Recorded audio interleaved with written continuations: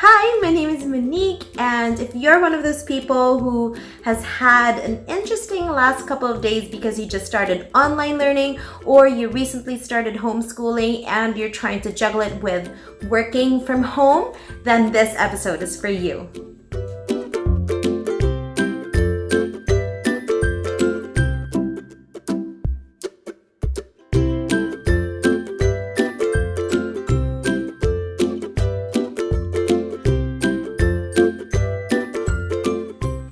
Again, my name is Monique, and if you're new to my channel, welcome.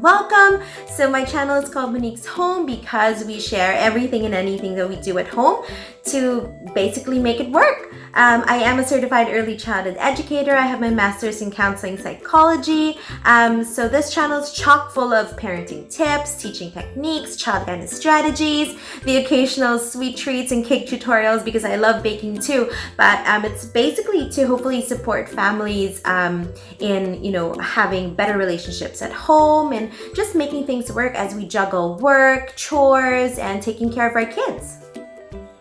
So I actually had a different idea for this week's video, but I was prompted to do this by all the posts that I've been seeing on Facebook. A lot of my friends and family in Metro Manila have started online learning, and so it's been interesting to say the least. I think it's out of their comfort zones. It's a struggle to really find that balance between being able to work while having all your kids at home with you, and also finding the time to also teach them their lessons. And this is also for families and friends here in Vancouver who, like me, are dreading the start of the school year in September just because we don't really know what's going to happen, and thinking, like I personally think, that it's going to shift back to online learning in the next couple of months. So I hope this video was able to support you in some way as I share you some tips as to how I balance homeschooling and working from home at the same time. Stick to the very end as I share with you some of our favorite printables, like our chore chart and our activity cards, so that you can use them at home too. First tip is to be organized, make a plan, and communicate that plan with the entire family. For our family, it works that we have a calendar. So I have a huge desk calendar where I write down my meetings, where I write down my plans for homeschooling, where I write down the time for my kids' online piano lessons. And it helps with homeschooling and working from home because Russ is able to see when I have board meetings that I really need his help with because I need him to watch the kids while I'm on that online meeting. For my kids, the best tool really is having a routine.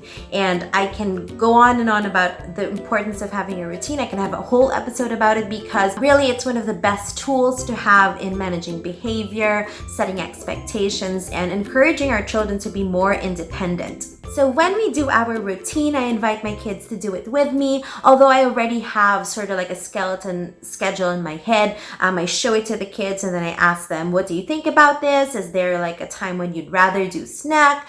Doing the routine with them gets them more invested in the process and makes them more accountable to stick to that routine. It helps with working from home because when you create your routine, you're able to plot down the times that you need them to be busy so you can do your own thing. So for example, here in our routine, you will see that from 11:30 to 12, I put in rest time for the kids, and we've talked about what rest time means, and that's basically they can read books or stay in their rooms, and that's the time when I can make lunch.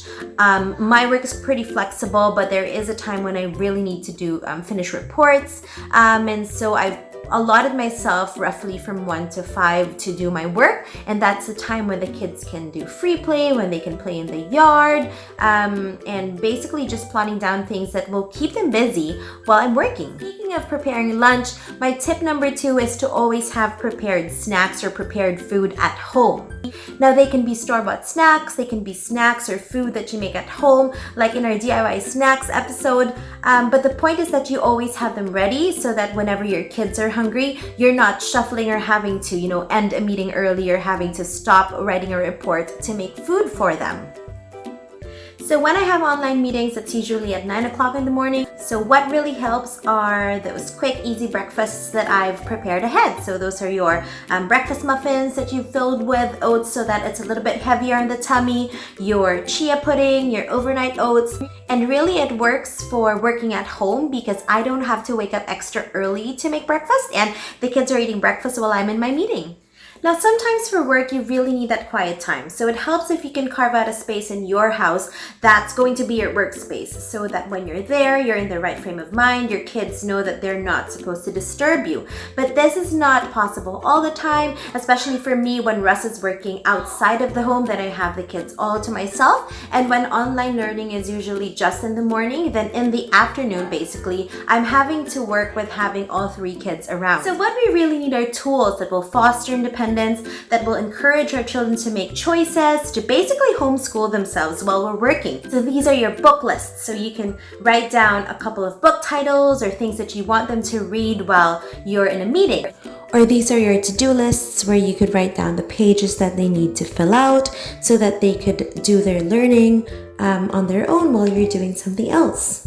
Or these are your activity cards. So they look like bingo cards, but in the squares, you can write down things that you're allowing them to do while you're not able to watch over them. So what's great here is it seems like a game for the kids. It's fun. They get to make their own choices, but you're able to plan ahead and choose the things that you're going to put on those squares. So you can ensure that these are activities that you're able to manage, that they're safe while you're not able to watch them because you're working. And you can include things from their homeschooling. So you can write down things like answer a couple of pages from their math workbook, practice their number facts, practice their writing, so they're able to still do their homeschooling without you being with them the entire time. Now, to support our children in basically homeschooling themselves so we can work at home, we need to prepare the environment for them. So we foster independence by preparing their art materials and making it accessible for them so that they can get to their pencils, their erasers, their rulers whenever they need to. In our home, my kids' workbooks and school books are in this cabinet that they can easily reach so that they can use it whenever they want to or whenever they need to. Another very important tip is to set expectations and to have a conversation about it. So this is a whole new thing, and what our kids really need is for us to have an honest conversation about what's going on in the family. So let them know that this is going to be the setup from now on. It's going to be online learning. It's going to be, learning at home while mom works from home as well. So it needs to work for the whole family. So what we created in our family is sort of like a chore chart, but we call it the helping chart. But it basically has the things there that we need to do every day. For example, the kids need to set the table or they would need to put their dishes in the sink. And I intentionally wrote their helping chart and not chore chart because these are things that I don't want them to do because they have to, but I want them to feel that they would like to do it because they know that it's helping everybody out in the family. And I incorporate their homeschooling there in a sense that I also put their finished my schoolwork today or did my writing practice today because I wanted to be part of their good habits. I wanted to be part of that whole understanding that their schoolwork or their homeschooling projects are not only there for school. They're not only supposed to do it because it's required by the school, but because when they do it, they help mom out. If they do their workbooks on their own, then mom can do other things in the house, clean the house or do work. Last but not the least, take care of yourself and be flexible. Now, it's easier said than done. I know I'm one to talk. I have such a hard time with self-care, but be flexible, especially with the kids. It's hard for them to be online for 30 minutes, for 2 hours straight, especially for the younger ones. So take it easy on them. If they're tired, if they can't keep at it anymore, give them a break. And really don't let it interfere with your bond as a family. At the end of the day, what's more important is your relationship with your children. So there you have it, some of our tips as to how we're able to homeschool and work from home at the same time. As I said, there are free printables, so a lot of the things that I talked about today, like our chore chart, that activity card will be on the website www.moniqueshome.com under free printables. So go on in there and take them and use them at home.